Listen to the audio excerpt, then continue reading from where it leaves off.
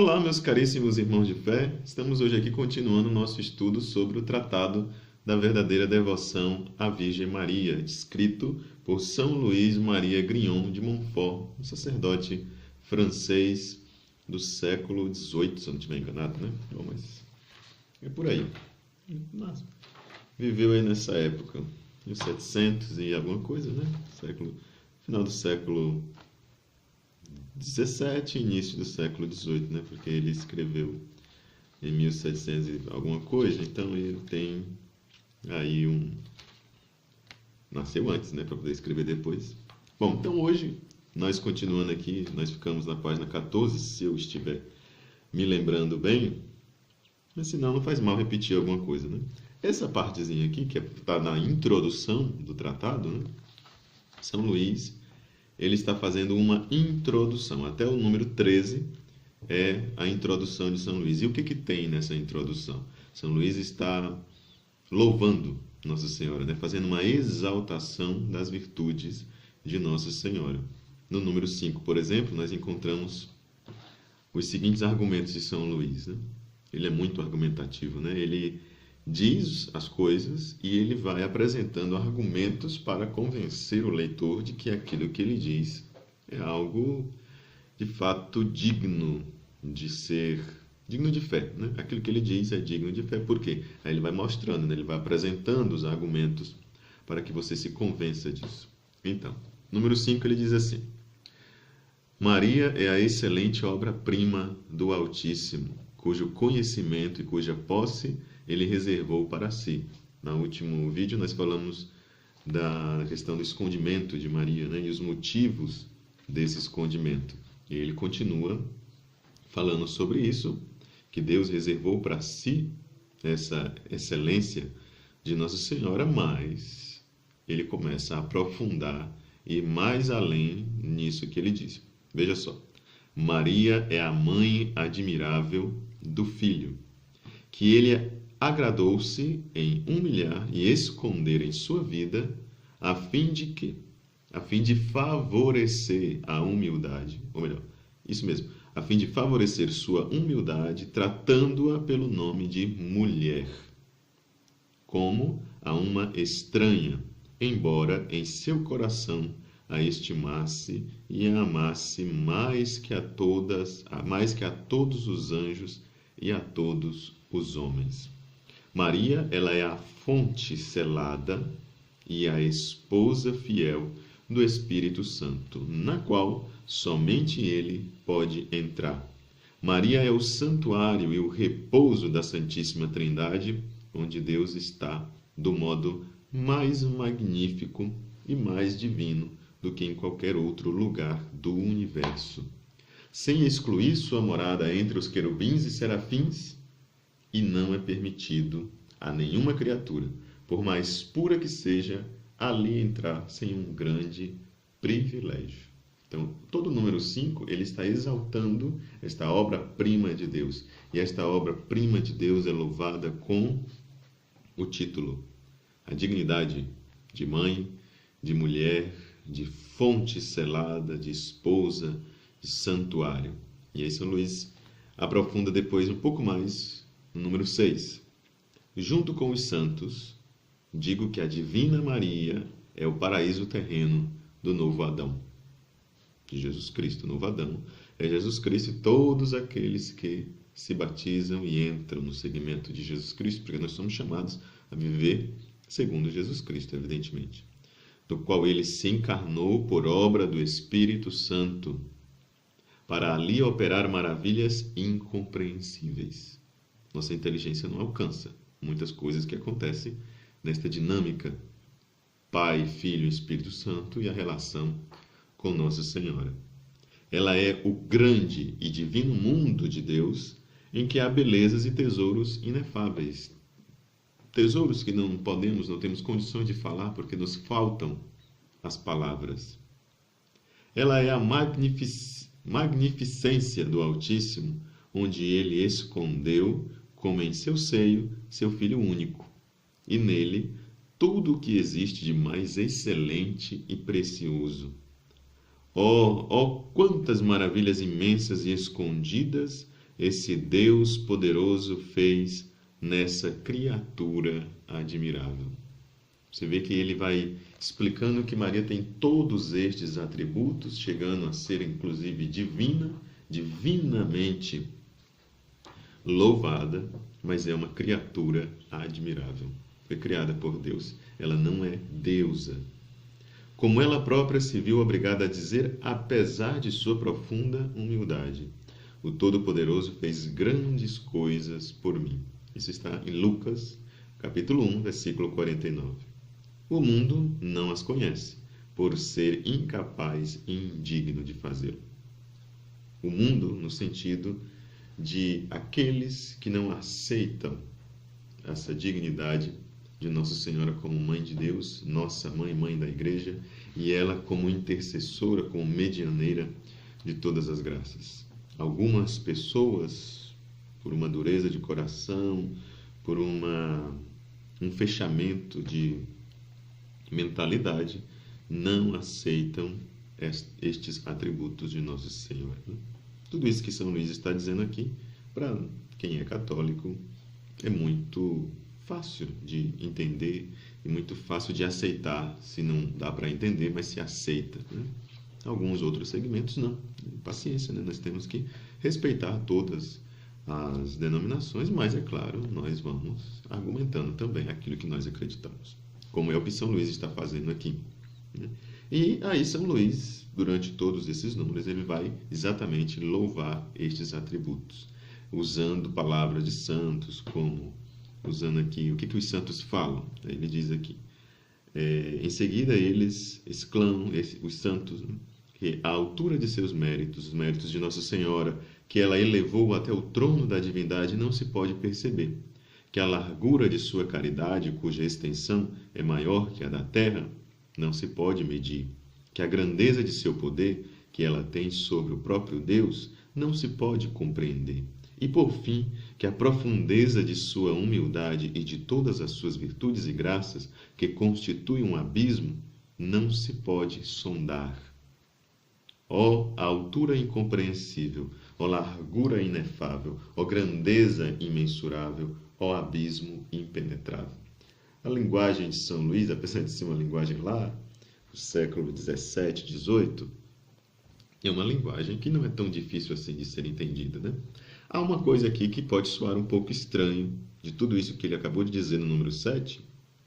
Nós olhamos aqui a grandeza de seu poder que ela tem sobre o próprio Deus.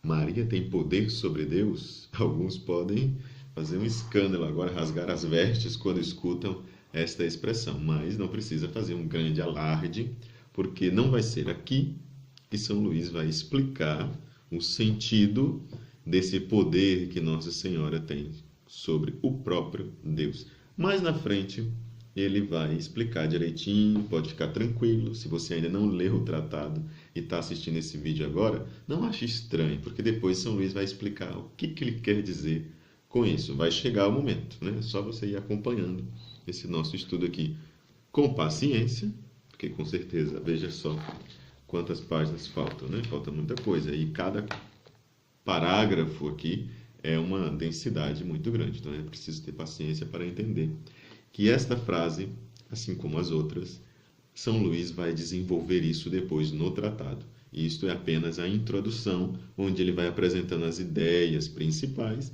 para depois desenvolver estas ideias principais. Número 8. Dia a dia, de uma extremidade à outra da terra, no mais alto dos céus, no mais profundo dos abismos, tudo proclama, tudo anuncia a admirável Maria. Os 9 coros dos anjos e seres humanos de todos os gêneros, idades, condições, religiões, bons e maus, até os demônios, são obrigados a chamá-la de bem-aventurada, de boa vontade ou de má vontade, pela força da verdade. Porque isso está na Sagrada Escritura. Até os muçulmanos reconhecem esta grandeza de Nossa Senhora.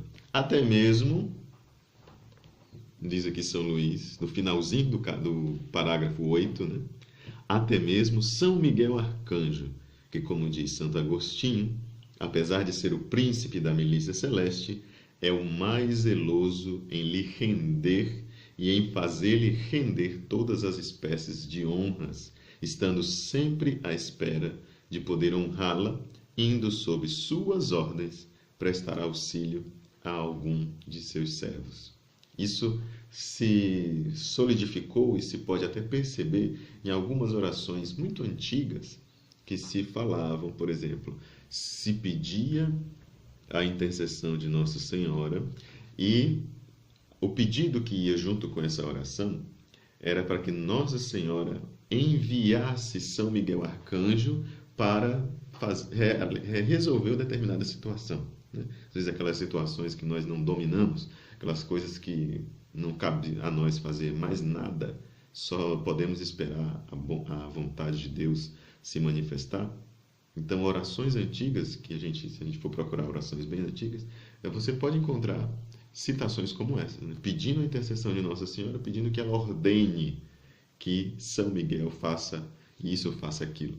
É fruto dessa espiritualidade, né? Fruto desta compreensão de que Maria tem esse poder de ordenar até mesmo os anjos, inclusive o chefe dos anjos, né? Que é São Miguel Arcanjo. Número 9. Toda a terra está cheia de sua glória, sobretudo nos países cristãos, onde ela é honrada como padroeira e protetora de vários reinos, províncias, dioceses, cidades e inúmeras catedrais consagradas em seu nome a Deus. Não há igreja que não tenha um altar em sua honra, nenhuma religião nem cantão em que não haja, nenhuma região, né? Nenhuma região nem cantão em que não haja alguma de suas imagens milagrosas, em que todas as espécies de males são curados e todo tipo de bens obtidos. Isso aqui parece que São Luís está falando de Brasil, né? Santuário Nacional de Aparecida, nossas cidades, minha padroeira é Nossa Senhora do Carmo, lá em Piracuruca. Você vai na cidade vizinha, é Nossa Senhora dos Remédios. Você vai na cidade do lado oposto, é Nossa Senhora da Graça. Você vai para o lado, é Nossa Senhora dos Remédios de novo. Você vai para o outro lado, Nossa Senhora do Perpétuo Socorro. Você vai um pouquinho mais, você encontra Nossa Senhora da Conceição. Então, para todo lado que você vai, nas comunidades, nas paróquias, nos países, você encontra um tipo de devoção a Nossa Senhora. É Nossa Senhora Aparecida aqui, é Nossa Senhora de Guadalupe um pouco à frente e assim vai. Né? Você tem aqui do lado, Paraguai, Nossa Senhora de Guadalupe do México. Né? Abaixo, no Paraguai, Nossa Senhora de Carapupé e assim por diante. Né? Todos os lugares, todos têm algum tipo de relacionamento com a Virgem Maria. E também institutos, congregações. Quantas religiões sob seu nome e sua proteção? Quantos confrades e irmãs de todas as fraternidades, quantos religiosos e religiosas de todas as religiões publicam seus louvores, anunciam suas misericórdias? Não há uma criancinha que ao gaguejar a Ave Maria não a louve. Não há um pecador que mesmo em seu endurecimento não tenha por ela uma flâmula de confiança, nem mesmo no inferno existe um demônio que, temendo-a, não a respeite. A linguagem de São Luís é espetacular. E todos esses números aqui, eles vão nessa mesma linha, né? Você depois pode ler o número 10, o número 11, o número 12, você vai percebendo como São Luís exalta a figura de Nossa Senhora, mas não exalta sem motivo. Ele exalta por quê? Número 13, ele vai dizer. É o amor que ele sente por Nossa Senhora.